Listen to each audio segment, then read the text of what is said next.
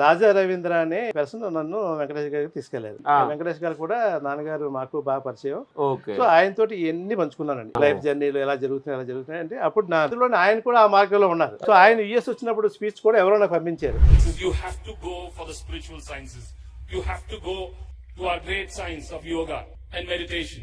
If you're not doing that, you're never going to be happy. Let's all become like God and let's have godly qualities. Because how can there be a difference between God and me? I come from Him. I come from the source. So I'm not going to think human anymore.